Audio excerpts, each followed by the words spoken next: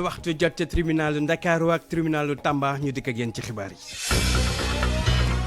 li ci gën a fës Amath Suzanne Camara am na mbàyyi nëkkandiku sànq àttekat bi may na ko liberté provisoire di dogal bu ay awkaam di rafetlu mu fekk jamono jooju nag Bougane Gueye Dany moom nag di war a jàkkaarloog procureur bu Tamba moom jiitu gëm sa bopp ñu koy toppee ñàkk a sàmmonteeg ndigalu gendarmerie ca Bakel ñu waxoon ko mu may njiitu réew mi mu jàll ba noppi mu bañ ñu mu jàll mu daal di bañ loolu lañ koy toppee jafe-jafe yi dexu Sénégal bi jur di gën a yaatu ndox mi nag dugg ci dëkk yu bëri ca diwaanu Matam waral ba kuréel gi nekk ca Matam di Dandemayo émergent ne dañuy porter plainte nguur gi ndax ñàkk taxawu askan wu nekk ci jafe-jafe askan wi ñoom jamono ji jukko taxaw temb di taxawu ñi loru ci ndox yi ñoom nag di ci dugal seen alal ak lu ñu mën ngir jàppale leen bokk na ci mbootaay gëm bu jigéen ya ca Casamance liggéey bi sooxe tey ca E-Media journaliste yi banque seen loxo ngir laaj ëpp ñeenti weeru payoor kilifa yi kër ga xam ne ne jafe-jafe xaalis moo ko waral waaye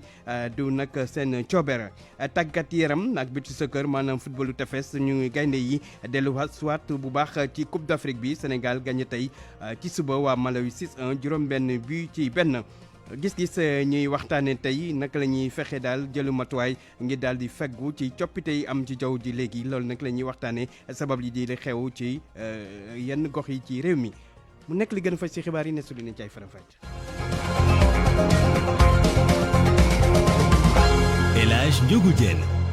Maysa Mbaye moo nekk ci machine bi mbokk yi ñu leen di nuyu di rafetlu bu baax a baax seen ànd ak rajo Futurs Médias xibaar yi digg bëccëg gi dañ koy door ak dexu Sénégal bi nga xamante ne moo débordé juri jafe-jafe yu bëri ci gox yu mel ni Matam foofu nag ba léegi ay gox yu bëree bëri ndox mi ngi wéy di koy nangu tax sax ba kuréel gi nga xamante ni mooy Dandemayo émergent jug nekk na di porter plainte gouvernement bi ndax taxawu ni askan wi nga xamante ne ñu ngi ci loraange jamono ji njaboot yu bëree bëri gis ñu benn taxawaay jëm ci nguur gi lu ci mel ni dëkk bi di Beli Diallo ak yeneen kilifa yi nag ne dañ leen a seetaan leerale ak Ali Bandel Niang. dexub Sénégal baa ngi wéy di gën a nangu dëkk yi di gën a dugg ci kër yi ñeel Dandemayo jafe-jafe yi njaboot yi nga xam ni ñoo loru ci mbënd mi bokk na ci li ko gën a compliqué di coupure ndox ak courant ci ay bërëb yu bare ba dund doomi aadama yi kenn xamul lu muy nuróol situation bi sinistré Matam nekkee nag commencé na yëkkati dënn yi ndax nag ñi bokk ci kuréel gi ñu duppee Dandemayo émergent ñëwoon ca Beli Diallo ngir masawu askan wi la ñu fekk foofu dafa leen metti ba ñu daal di koy mujjee soppi dajak taskatu xabaar yi yàq gouvernement bu Sénégal lu mel ni xeme Yaya Ndiaye mooy njiitalu association boobu ñu duppee Dandemayo émergent. ñu ngi nii tey si Beli Diallo pour wane suñu nakar depuis 20 jours Sénégal yëpp constaté nañu dëkk yu nekk si Jambankaani Werma Gurel Dara Yàlla Looba Buri Koliabe Padalal ba Nawel dëkk yëpp ñu ngi si biir ndox population bi bàyyi lépp si ginnaaw amuñu courant amuñu électricité amuñu ndox sax bu ñu naan ñu ngi ñaawlu aussi état bi depuis lors ba léegi gisuñu benn autorité étatique pour indi seen dimbal au niveau donc des populations lu mel nii daloon na Touba daloon na Dakar mais dañu déclenché lu ñu tuddee plan Orsec mais depuis lors gis nañu état dafa ñu benn assistance ministre yi ñëw nañu mais loxo dong la ñu ñëwee dégg nañu président dem na Kédougou dem na Bakel ñu ngi ñaan aussi président de la république bu wàcc si Dandemayo bi si leen bi la ñu bokk ci Sénégal la ñu bokk suñu tool yi dugg na ndox yoon bi ñu ñi dagg ñii ñu ngi def meeting di dajale ak xaalis alors que loolu warul nekk tey Dandemayo mu ngi si biir ndox donc ñu ngi ñaawlu loolu bu baax ji tembe nag xibaar yi mujj te mu ñeel dexub Sénégal bi wéy di yéeg moo di capitale régionale bi moom daanaka ndox maa ngi ci biir ndax nag lu ko jëlee Jamel ba Gurel Defa ndox mu bare dugg na Matam ba nangu na ay kër yu bare ba seen ay borom commencé nañoo toxu ngir dem wuti wàllu beneen seetlu itam ci biir dëkk bi moo di kilifa yi ñoom xanaa seen ay gët rek la ñu yor ngir constater waaye amatuñu benn jumtuwaay ngir jàmmarloog ndox bi bawoo ci dexub Sénégal gi mu nekkoon seen naataango Ali Bandel Niang fi ci doonu Matam pour RFM. Ali Bandel Niang ndox moomu nag wéy di rogalaat ba yegg ca diwaanu Ndar fi mu toll nii njaboot yu bëri ña nga ca njàqare li ci mel ni ñu dëkk ca quartier Xaar Yàlla lépp fanweeru njaboot mbir mi laal na leen tax sax ñu tàmbali dafay def ay tente ca buntu Ndour nekk foofu la ca Ndar njaboot yi tamit xamatuñu li ñu def jamono ji leerale ko seeni job quartier Xaar Yàlla ñi nga xamante seen kër yi ndox mi dëkk nangu ñu ngay tàmbali di taxawal ay tente ñaar fukk ak juróom-ñaari famille lañ tey jii fukk ci ay tente la ñu jot Bouba Ndiaye mooy chef de quartier bu Xaar Yàlla. yabal na fi commandant sapeur pompier. indi nañu ay tente pour ay toilettes mobiles ñu ngi koy xaar monsieur le préfet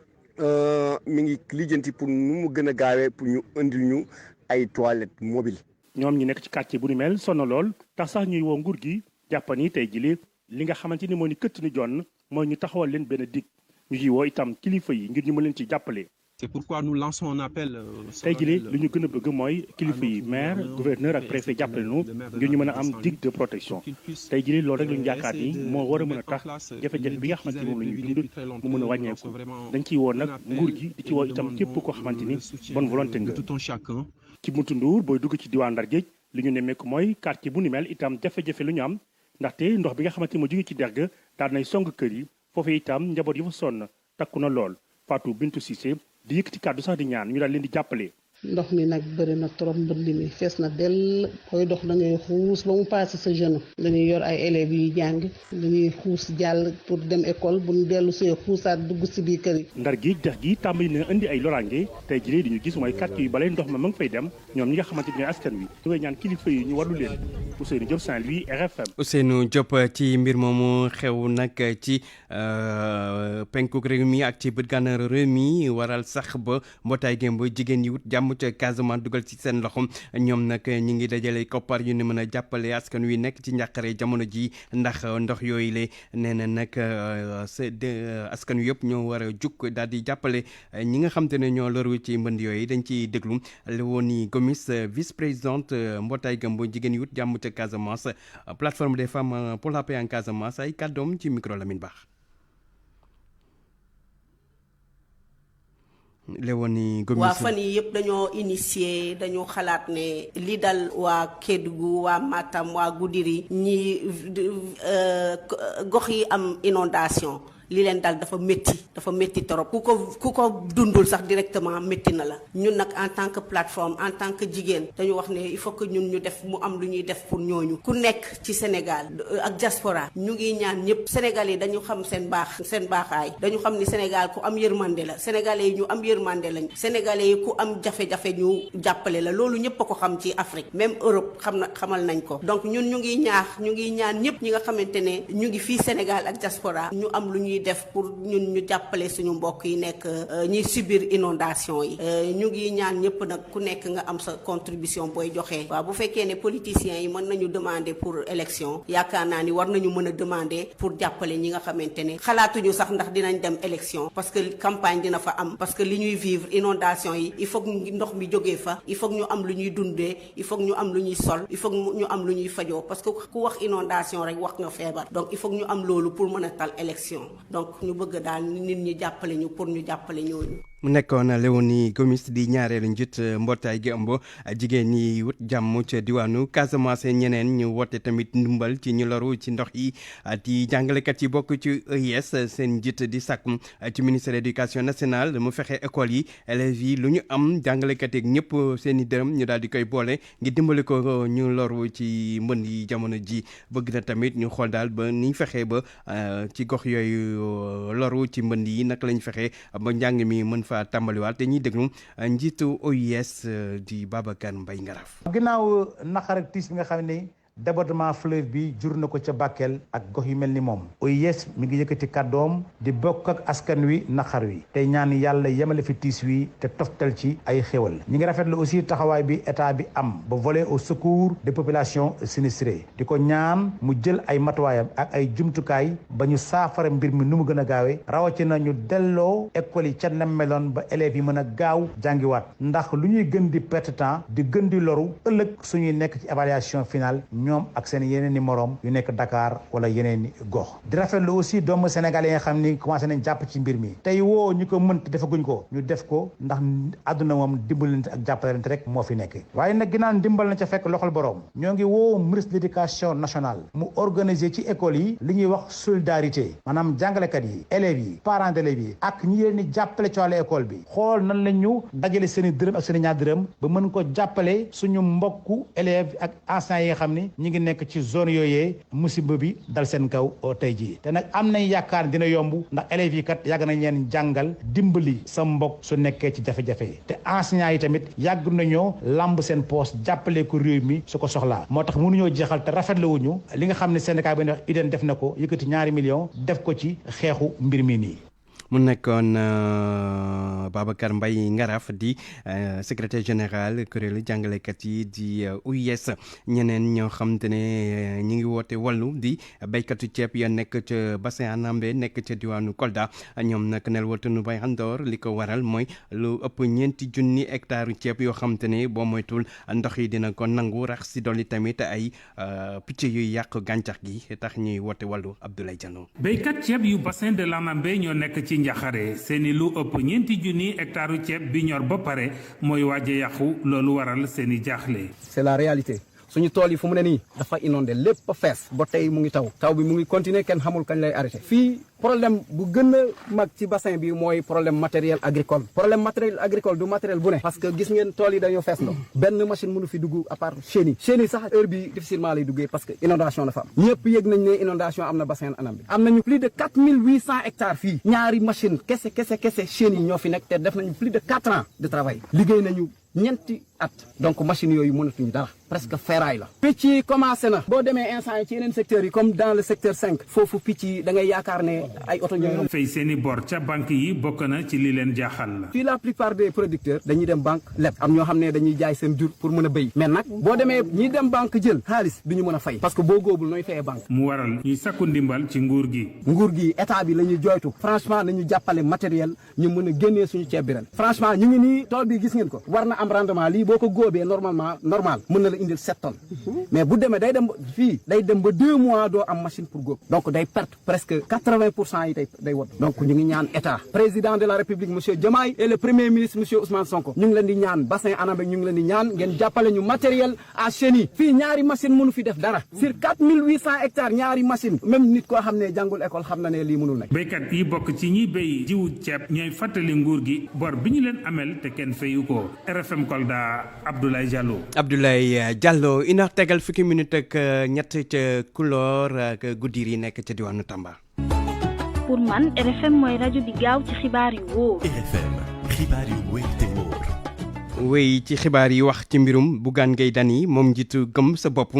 di xaar nag jàkkaarloog procureur bu Tamba gannaaw bi ñu ko defeeree tey jii moom Bougane Gueye Dany liñ koy toppee mooy bañ a nag sàmmonteeg ndigal gendarmerie yi te ba mu demee woon ca Bakel ngir jàppale askan wi ci jafe-jafe ñu nekk moom nag ñu ne dañ ne ko woon mu daal di xaar bu président jàll ba noppi dem Bakel su ko defee mu jàll nee neen loolu la bañ waa nag coalition sàmm sa kàddu gi mbokk di koy ñaawlu moom samedi nag lañ ko teg loxo foofule dañuy dem foofule sax te tribunalu Tamba fekk fa ndaw la ñu toogal ca dëkk ba di Pape Ousseynou Diallo Pape Ousseynou ñu ngi lay nuyu.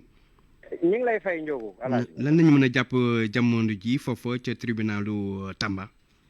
donc lu ñu mën a jàpp rek mooy que ni Bougane Gueye Dany yegsi na ginnaaw ba ko gendarme yi indee ñu dugal ko ci bureau procureur mu nuyonteeg secrétaire général bi daal di def li nga xam ne moom mooy formalité yi après ñu génn daal di ko yóbbu ci cave bi boobu ak léegi nag ñu ngi fii ci buntu bi di xaar mi ngi fees dell ak doomu aadama maître El Hadj Diouf sax mi ngi nii doo ko yegg si mi ngi dugg nit ñaa ngi koy tàccu gis nañ fi tamit ñi nga xam ne ñoom ñooy ay ñoñam tamit donc opposition bi lu ñu mën a jàpp tamit ñëw nañ ci fees nañ ci dell waaye nag benn dispositif sécuritaire tax na ba kenn mënul yegg fi nga xam ne moom mooy buntu tribunal te jàkkaarloog marché central bu Tambacounda rawatina yoon bi dafa xat El Hadj Ndiogu donc lii daal mën nañ ko jàpp ni fu mu toll nii ñi ngi xaar te xam nga dañu nekk ci diwaan bi nga xam ne fu mu toll nii dafa tàng jër moo tax ñu bëri ñenn ñi sax commencé nañ déplacé wu te fii comme ni ma ko waxee woon déferment yi lu ci bëri ci après midi lay am bu Bougane Gueye Dany wone na ko sànq la ñëw dugg na yóbbu nañ ko ci kaaf bi ñi ngi xaar laata ki nga xam ne moom mooy procureur génn bureau dem fekk ko ci kaaf bi déglu ko ñu xool après naka la wànnent di mujjee gëtëm waaye daal lu mën a jàpp rek mooy une forte mobilisation devant le tribunal de grande instance de Tambacounda ba ci ay ñooñu ki nga xam ne moo fi nekkoon premier ministre di Maître Sidiki Kaba ñoom ñëpp gis nañ leen fi activistes yi tamit ku mel ni Assane Diouf ñoom bu Thierno Bocoum Barthélémy Dias mi ngi fi sax waaye def ñu sori parce que dafa am benn dispositif bu nekk suñu diggante ak ñoom moo tax joxul ñu leen kàddu Maître El Hadj Diouf tamit dugg na ñi ngi xaar mu génn moom it ñu mën a taata li nga xam ne moom mooy kàddoom comme sax ni daal ñu mën a jàpp rek El Hadj Ndogu ñu xaar fi 16h 17h nga xam ne heure boobu la procureur di génne di dem déglu ñi nga xam ne ñoom ñooy prévenu yi ñu déféré devant son parquet pour ñu mën a xam ndax dañ koy placer sous mandat de dépôt dañ koy jox liberté provisoire wala liberté de en tout cas conditionnelle. jërëjëf Pape Ousseynou mu nekkoon Pape Ousseynou Diallo en direct foofu ca tribunalu Tamba li ñu mën a jàpp moo di ne Bougane Gueye Dany yegg si na fa jamono ji mu nga ca CAF mbooloo mu bëri nag daal di fay teew foofu ca tribunal bu Tamba daañu àndaat ak moom ci yeneen i xibaar keneen koo xam te ne moom jamono jooju bàyyi neen ko mu war a ñibbi këram di Amath Suzanne Camara lépp ñaari wene ngi ni jàppoon ko doon ko toppee nag xotti war ma njiitu réew mi ak premier ministre moom nga bokk ci APR jiite kuréelu jàngalekat yi bokk ci APR kon la attekat bi daal di koy may bàyyi ndëggandiku di loo xam te nekk ñi koy layool rafetlu nañ ko dañuy déglu kenn ci avocat maître Sali Mamadou Thiam. mbégte bu mag lañ am tey ce matin apprendre que juge du troisième cabinet may na Amath Suzanne Camara demande de liberté provisoire xam nga mu ngi en prison depuis 2 mois déglu nañ ko keroog ci c'est dans la foulée que ñu déposé woon demande de liberté provisoire parce que dañoo jàpp ne que Amath Suzanne Camara place am du prison c'est un homme politique c'est un enseignant te Sénégal démocratie bu mag la dañoo jàppoon ne ko dépassé nañ ay détenir ay nit parce que tout simplement dañoo def ay déclaration def na ay déclaration quel que soit yu ñu xalaat ci déclaration yi moom musul am yéene di offenser qui que ce soit dans tous les cas tey may nañ ko liberté provisoire place am du prison place am ci enseignants yi place am ci syndicalistes yi donc dañuy rafetlu décision parquet bi ak décision juge d'instruction yi demande liberté provisoire kese la donc dossier bi dina suivre son cours au niveau du troisième cabinet bu dee dañ ko yóbbu jugement tam dinañ taxaw défendre ko mu ba ñu relaxé ko. mu nekkoon maître Sali Mamadou Thiam di kenn ci avocat yu Amath Suzanne Camara moom mi jiite réseau jàngalekat yi bokk ci APR bokk tam ci parti boobu day nag bàyyi nañ ko bàyyi ba nëgër ndikum wàllum politique Amadou Ba war a janook taskatu xibaar yi tey jii moom tête de liste bu coalition jàmm ak njëriñ nag def lu ni mel tey ci ngoon lay doon bu juróomi waxtu jotee ca makkaanu parti socialiste njiitu réew mi fekk jamono jooju moom jiite na te ci suba waxtaan yu yaar ñun jëkk leen wàllu dem ak dikk ci réew mi ci loolu sax président Bassirou Diomaye Faye daal dinañ wax ci accident yi di sàkku nag ñu xool naka la ñuy fexe daal ba daal di saafara accident yi ak jafe-jafe yi am ci wàllum transport ci réew mi ñu déglu kàddu yi président Bassirou Diomaye Faye ci micro Abdou Diouf Diagne. xam ngeen ne ci at yi ñu weesu lii di accident bari na lool ci dëkk waaye buñ ko xoolee ba ca biir li ci ëpp responsabilité nit saa su ne mu ngi ci gouvernement bi nu mu bëgg a aar askan wi ci kaw yoon wi du dindi mukk responsabilité bi nga xamante ne chauffeur bi ak ku dugg ci biir oto bi am na ko ci li tax ñu jëlee leen ci fi ñu leen jëlee ñu fay seen xaalis di leen yóbbu ci fi ñu bëgg a jëm kon loolu responsabilité ñëpp la muy ñuy dawal muy ñu ñuy yóbbu waaye ñuy tamit ñi nga xamante ne ñoo nekk ci tali bi te war a doxal liy yoon ci nii dawalee tali bi war a tënku kon responsabilité bi responsabilité ñëpp la liy xew ci tali bi rek loo xamante ne dañ koy mën a askanele saa su ne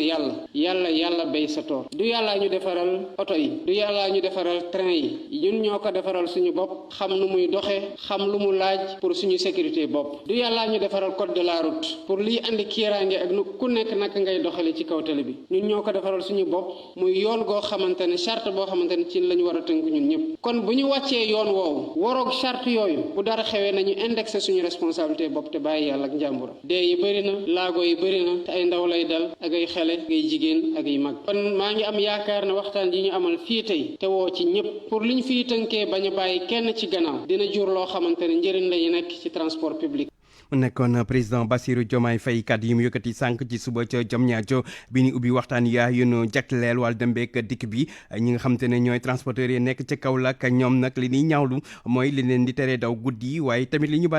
bàyyi war gaynde ñu di leen ni ñuy daw ñu mu leen neexee reportage foofu la ca Kaolack Fatou Mbow.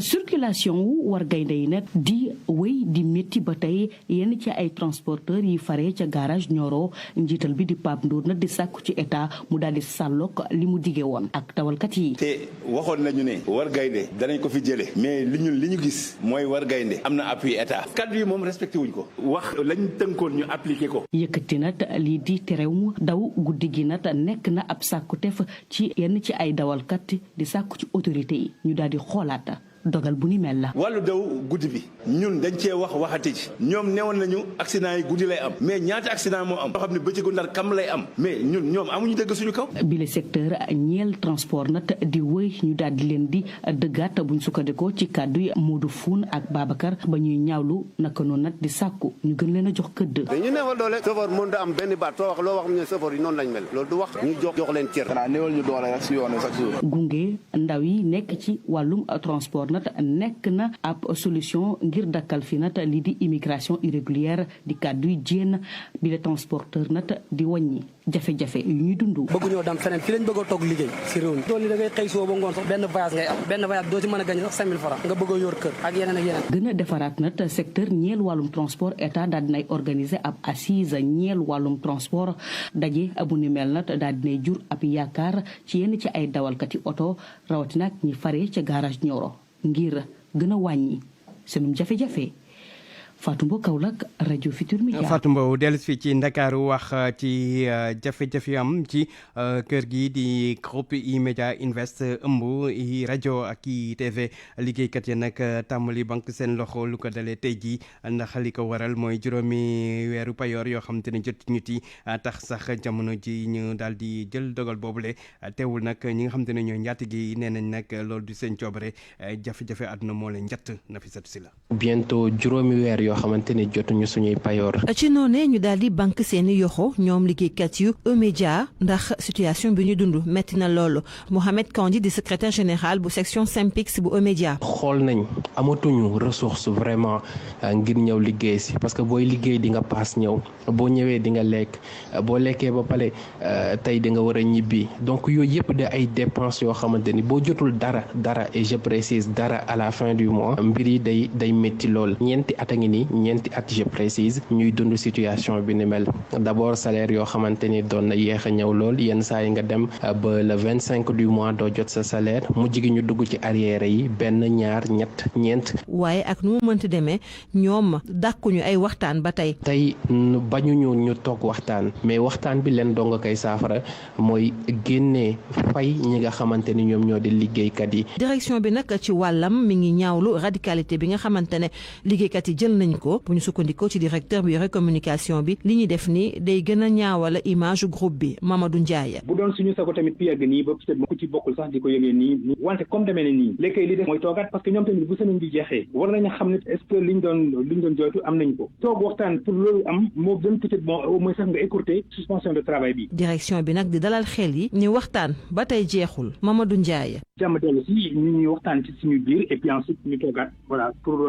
gis ab yoon te yoon am na que nekkuñ fii peut-être bon di def ay bras de fer ak suñu ay nit ñoom bokk nañ ci li samp kër gi bokk nañ aussi li jox kër gi peut-être bon tour ak dayo bu ñu def benn bras de fer ak ñoom xanaa kay léegi capital bi yëpp dañ ko war a toogaat tegu ci suñu loxo mu bañ a wadde ci suuf bay xajam. groupe E-Media Invest nag moom situation bi muy dund neexu ko waaye lépp nag mu teg ko ci ndoddu jafe-jafe yi ñuy dund ci wàllum koom ci àdduna bi yëpp waaye tamit njeexitalu pandémie bi di Covid-19. Nafissatou Sylla wax ci ñeneen ñaxtu di étudiants yi nekk ca master ca université bu Dakar tey ji nag jot nañu laale ak takk der yi ngir sàkku ñu fay leen seen i bourse mu fekk nag jamono jooju seen yeneen morom yi ñoom jot nañu seen rappel bourse yi nga xam te moom leen doon laaj tàmbali leen ko fay tey ji ci njàng mi ba léegi ca université yi ñii di waa SAES fas yéene grève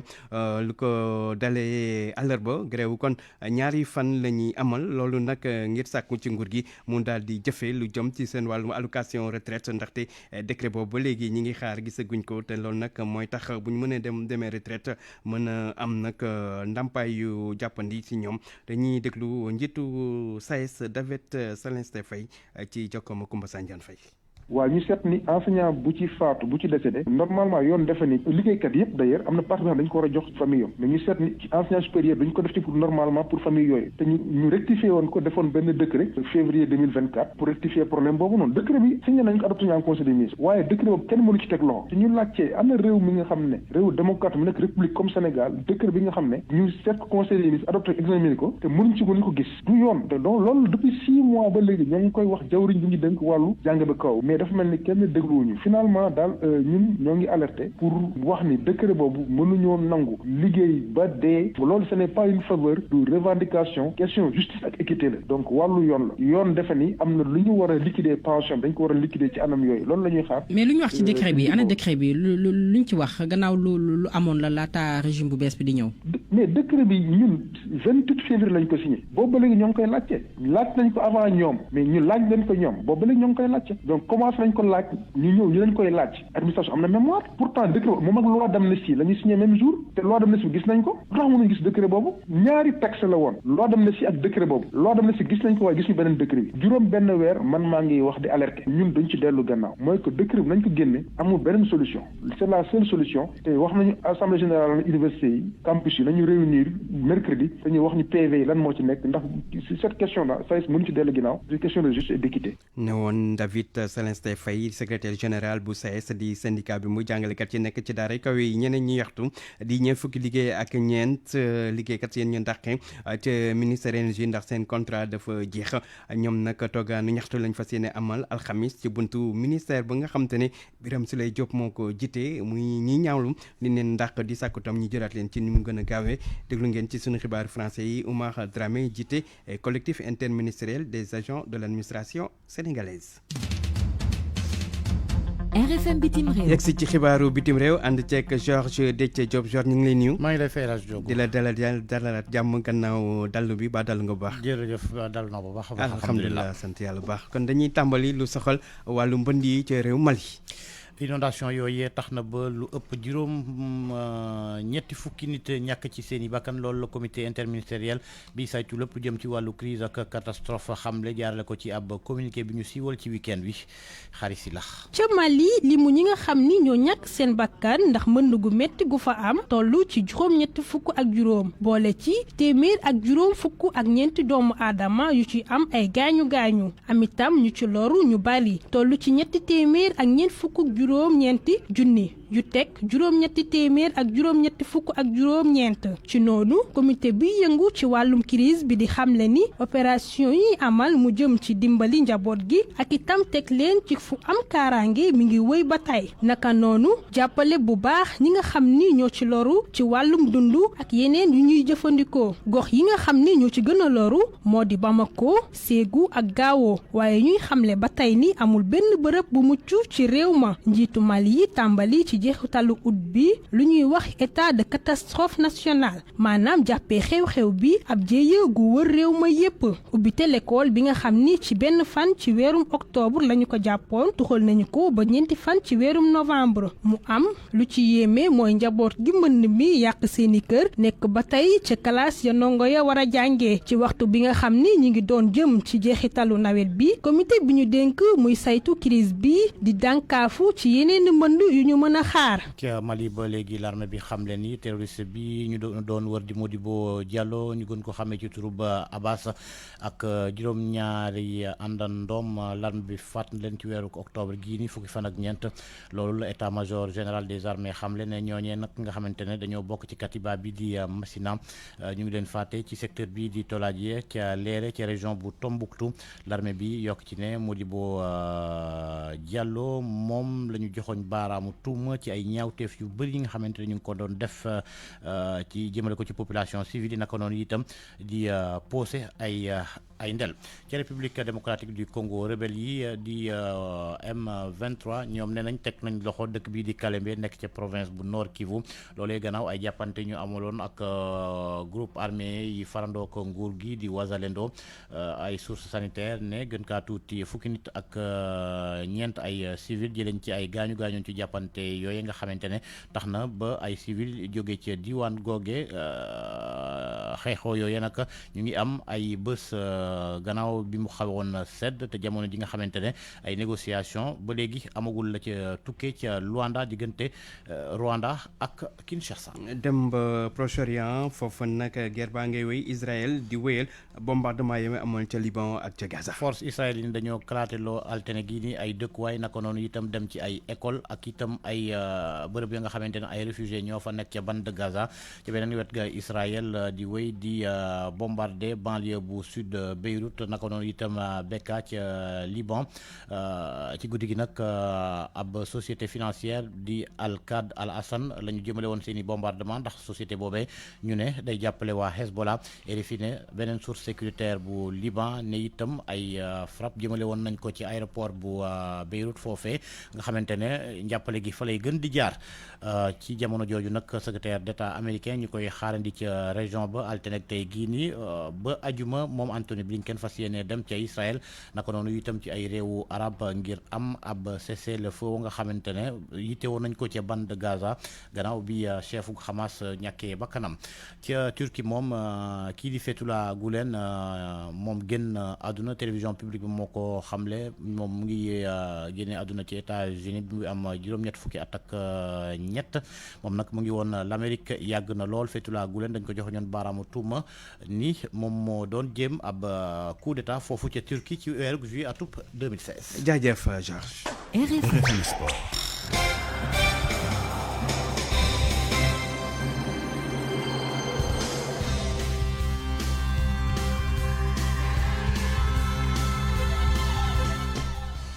yegsi ci xibaaru tàggat yaram ànd ceeg Malal ci ñoom Diagne maa ngi la nuyu. maa ngi lay fay Alaaji Ndour. wàllum football tefes lañ koy tàmbale bu ci soccer ak Coupe d'Afrique bi Sénégal am na ndamam lu njëkk tey jii. dañoo daan équipe bu Malawi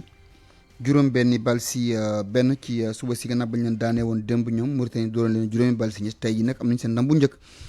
Soda Thiam. Sénégal gannaaw ba mu faqastaloo ci dugg seen gu njëkk ci jogante gile daal dinay rattrapé wu waat ni ki ñaare lu bëccëg bi ndaw Omar Ngalla Sylla nag dañoo daal di daan Malawi juróom-benn bal ci benn loolee moom Omar Ngalla Sylla di ko rafetlu te xamal ñu ne il fallait coûte que coûte ñu gagné tey jii. Sénégal démb dañ ko gagné mu nekkoon défaite bu bett ñu bari mais football moo demee noonu des fois da ngay préparé wu ñëw ñu gagné la mais li si ëppoon solo rek mooy bi ñu ñëwee tëju nañ waxtaan suñu biir muy joueur muy dirigeant yi muy encadrement yi ñu ñëw ñoo xam tey dëgg ñu ndaxasee nag yi nga xamante ne moo doon ñuul suñu biir tey bi ngeen ñëwee gis nañ ne xale yi respecté nañ consigne bi encadrement bi doon nañ benn demanoo nan xàccindoo dóorandoo kon ni ñu koy waxee maa ngi ko wuti ndam li yàlla defal nañu ndam tey donc vraiment ñu def lu dul gërëm xale yi di leen encouragé pour match suba bi. mu nekkoon meilleur buteur édition bi weesu Seydina Mañon Lay Diagne moo ubbi score bi tey jii moom it muy rafetlu sa ndam lu njëkk lile ci CAN bi. waaw dañuy santaat yàlla rek parce que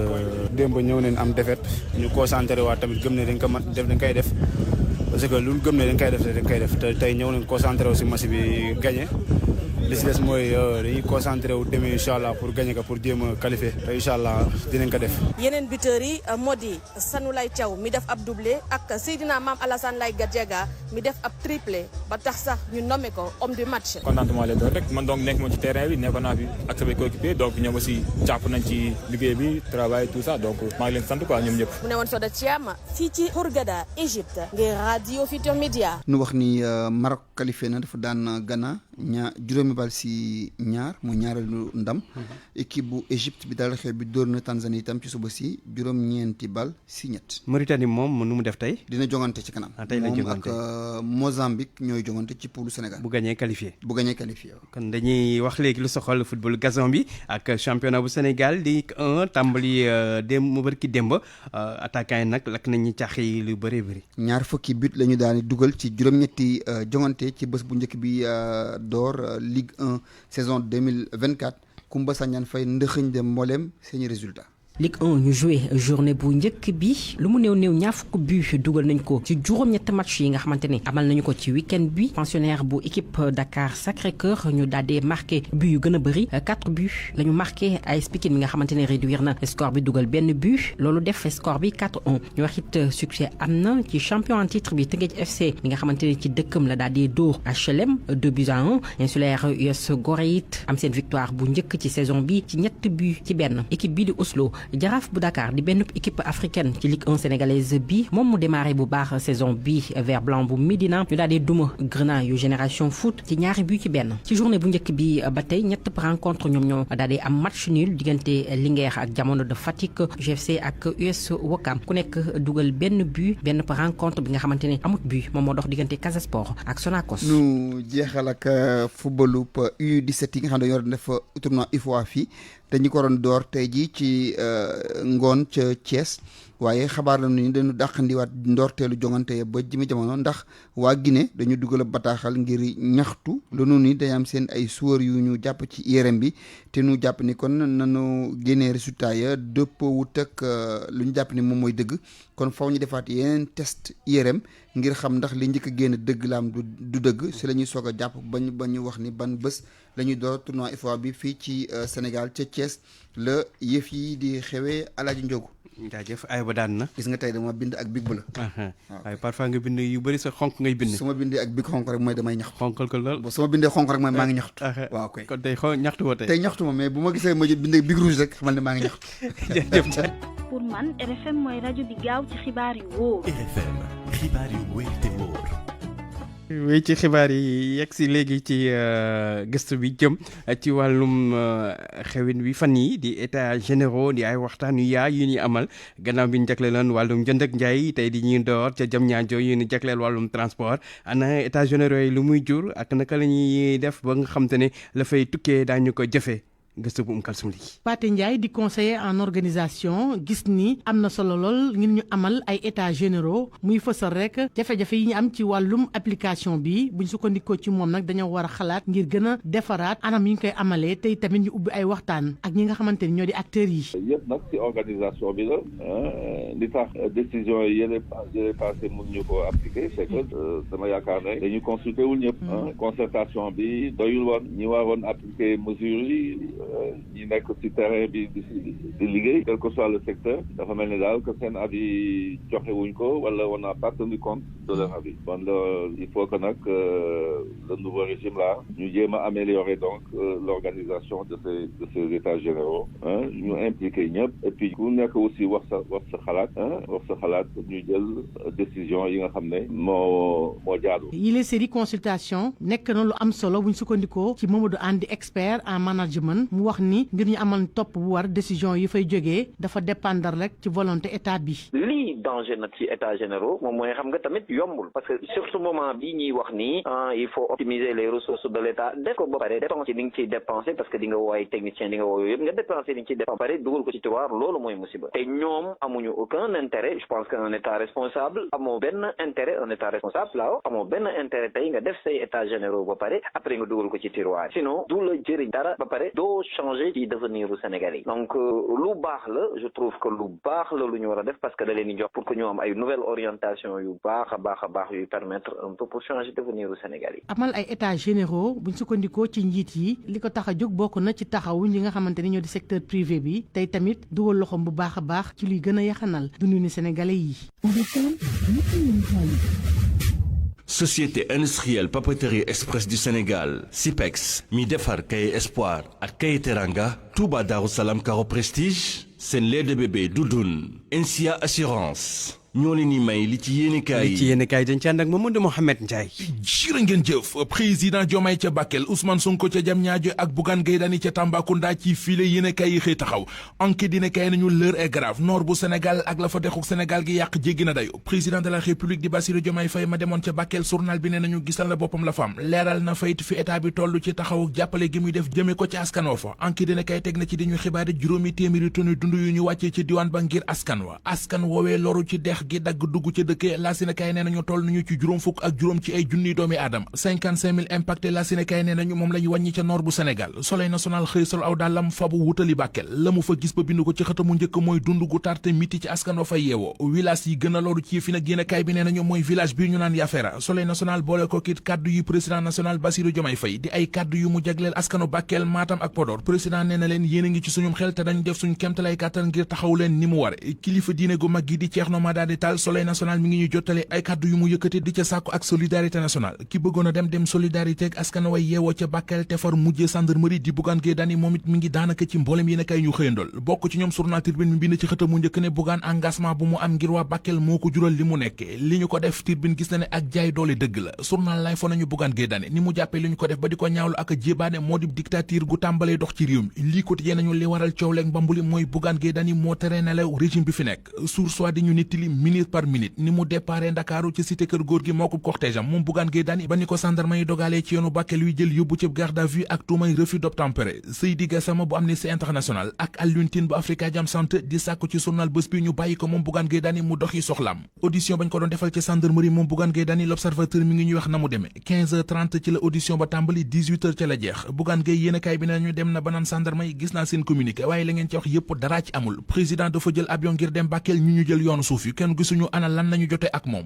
point actu xëy teg ci xëtamu njëkk photo Ousmane Sonko buñ ko doon alde ak doon ko pamte di ko dugal ci otop gendarmerie ak photo Bougane Gueye Dany moom it ñu ko doon pamte di ko dugal ci otop gendarmerie bi yéenekaay bi nañu liñ fi gisoon démbul lañu fi gisaat tey même scène Sud Quotidien nañu fitnay politique tàmbali naa jolli ci réew mi te campagne bi tàmbaleegul Le Quotidien nañu Bougane écope Sonko collecte ci jamono ji ñu koy jàppee moom Bougane Gueye Dany di ko yóbbu gendarmerie ndax tuumay refus d'obtempérer ca yooyu la jamono njiital parti Pastef li di Ousmane Sonko ma nga woote woon ca Dakar Arena woo faw ñoom doon dajale ay koppar méga one man show bu doon def ab giga meeting noonee la Vox Populi tënkee la xewoon keroog samedi ca Dakar Arena Bës Bi Le Jour nañu da doon natt boppam réew mi Quotidien nañu fa mu yend keroog samedi moom Ousmane Sonko opposition bi baaxale wuñu fa ndax dal na leen ba xolom sedd waa forum civil ci l'Observateur di ñaawlu moyens yu état yi ñuy jël di ko jëfandikoo ci ay xew-xew yu ni mel ñi ngi suspecté yi ci yëf yi ab campagne électorale déguisée bala ngay jubbanti da ngay jub kàdduy Abdoulaye Sylla la ci xët mu njëkk journal Les Échos yéenekaay bi nañu moom l'homme des affaires bi di Abdoulaye Sylla keroog ba muy lancé ànd beesal Sénégal di coalition bi mu tëgg teg ko jiite ko ngir législatif yi wax na ci coowal trafic or bi ñu ko doon tudd wax na ci élection législative yi ñu jëm wax na ci secteur privé bi ci réew mi wax na ci activité yi ñu bloqué Abdoulaye Sylla nee na dafa am ñu ko bëggoon a éliminer ngir récupérer ay marché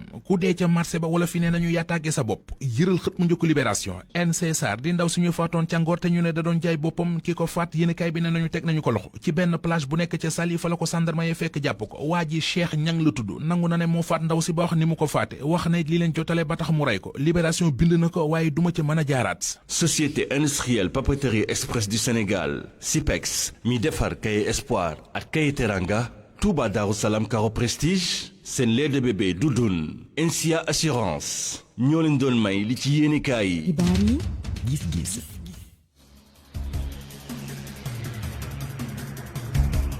mbokk yi ñu yegg seek yéen léegi ci gis-gis seen ak li ñuy waxtaanee jëm ci wàllum mbënd yi nga xamante ne nemmeeku nañ ko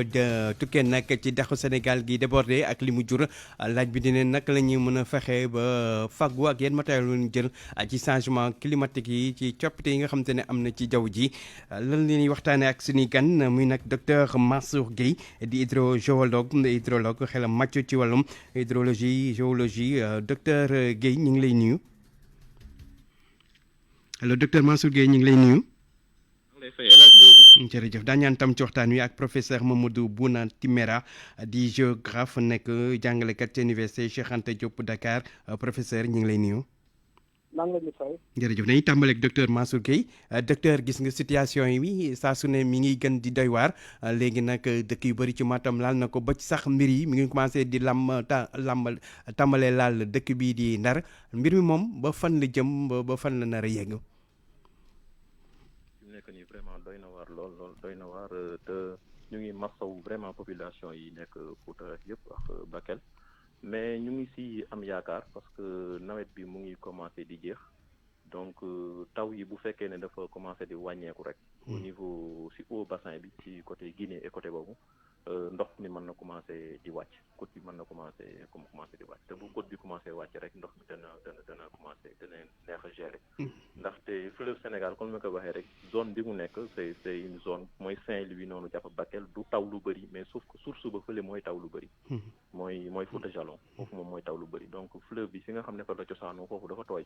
dafa am humide dafa bëri ndox donc te lii nii yëpp aussi itam changement climatique ñoom ñoo ko waral parce que dañoo am un retour à la normale pluviométrique ça veut dire que taw bi dafay gën a di ñëwaat di gën a bëri di delluwaat si jamono yi nga xam ne mooy période bi nga xam moom lañu amoon entre 1900 ba 1970. léegi nan lañu war a def après pour dindi ndox mi bu fekkee ne nawet bi wàcc na est-ce que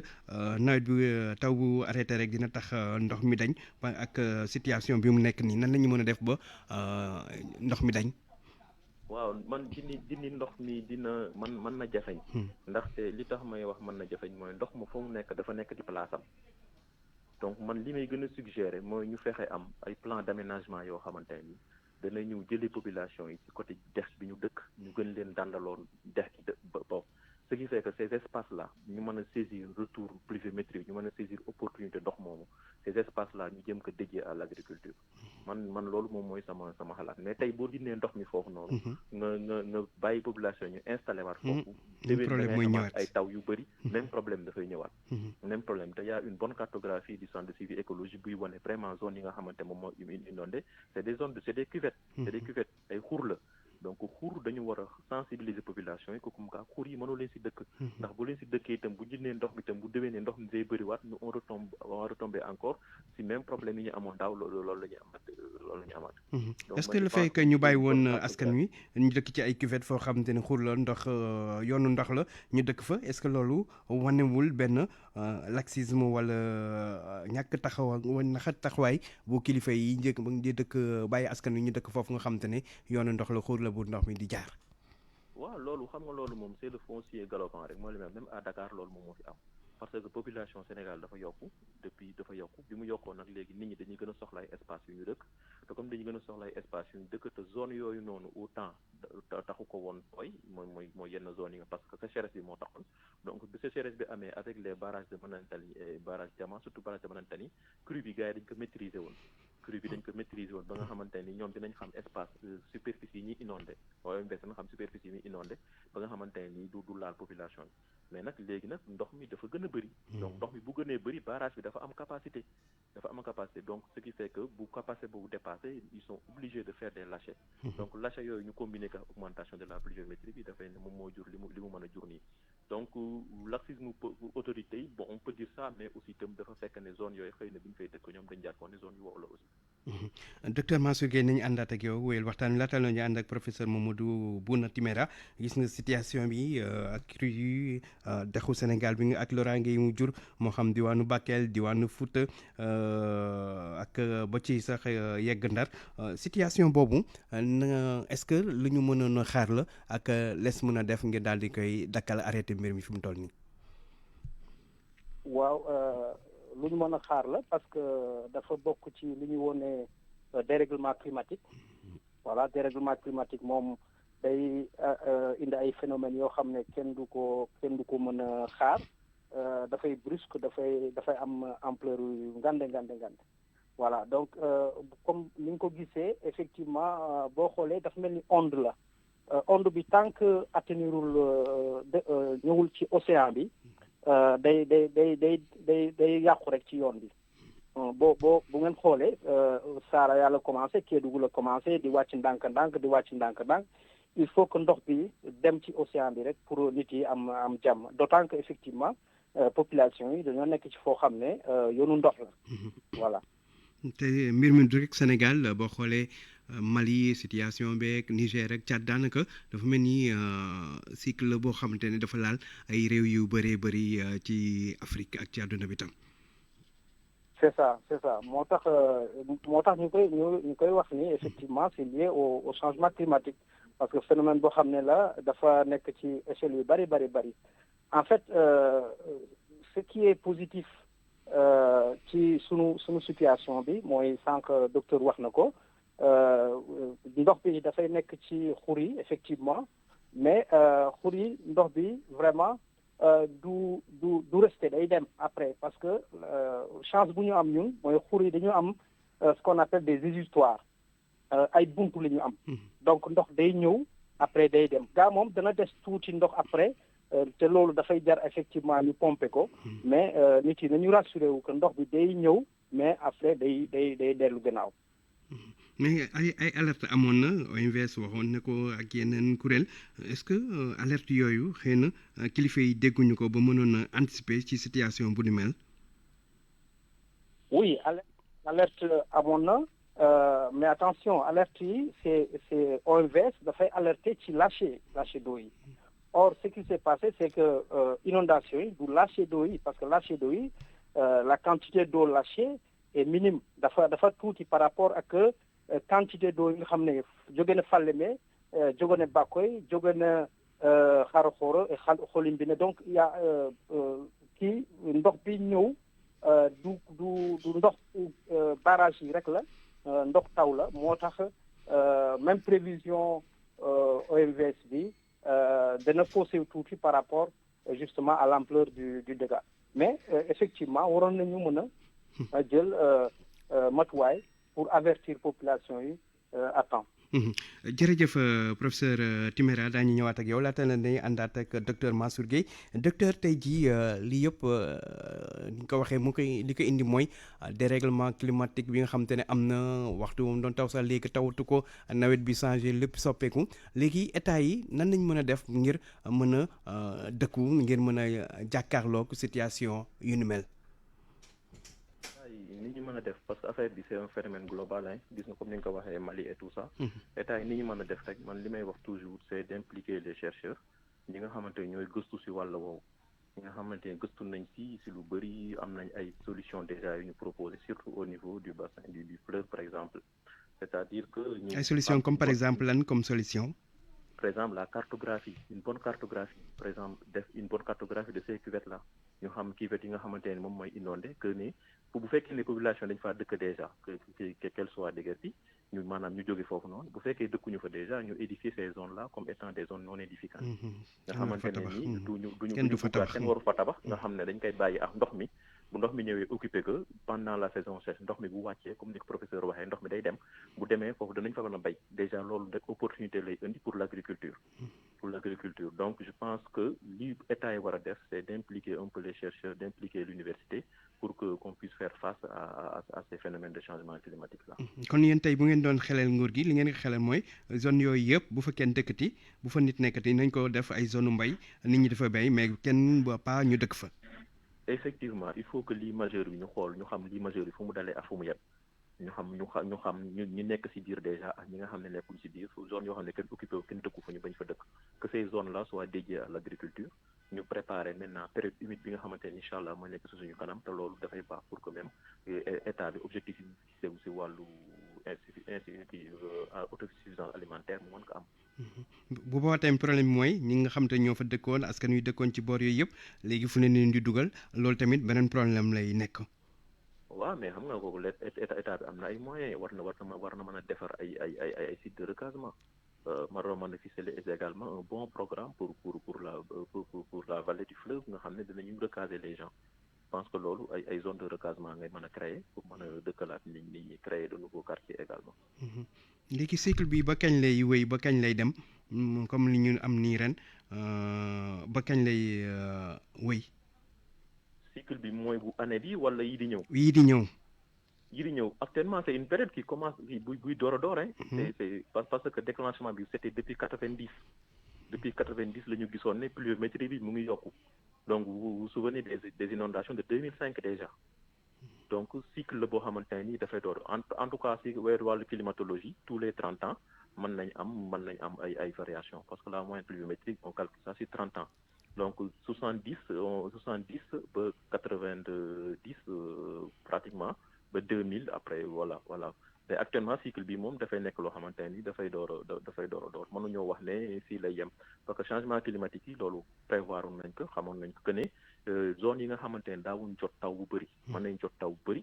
zone yi nga xamante ne nii dafa dara jot taw bu bëri seen taw mën na wàññeeku parce que genre redistribution énergie bi la au niveau du globe quoi. jërëjëf docteur Mansour Guèye ñu lay sant lay gën a gërëm mu fàttali ni hydrogéologue nga nekk tam hydrologue ñu lay jaajëf lu baax daaneel ak professeur Mamadou Bouna Timéra professeur situation yu ni mel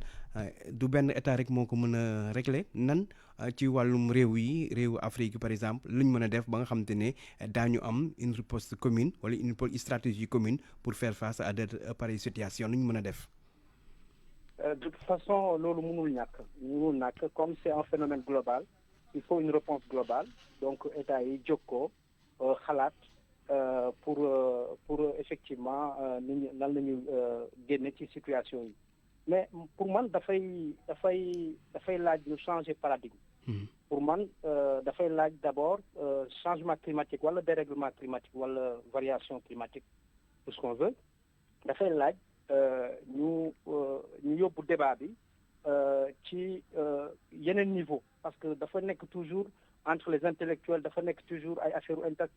conférence internationale il est temps que ñu yóbbu ko ci école yi xale yi jàng ko xale yi xam ko il est temps que ñu ko grand place yi nit yi xam ko nit yi jàng ko. maanaam approche communautaire communauté yi ñu dugal leen ci. voilà balaa ngay